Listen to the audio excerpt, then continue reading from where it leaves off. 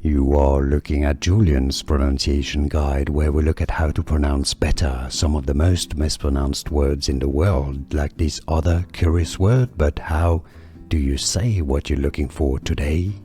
Let's learn how to pronounce this phrase from French, usually used to say you're welcome. Someone thanks you and you say pas de quoi, pas de quoi, literally meaning there's nothing to thank me for, is essentially what it means.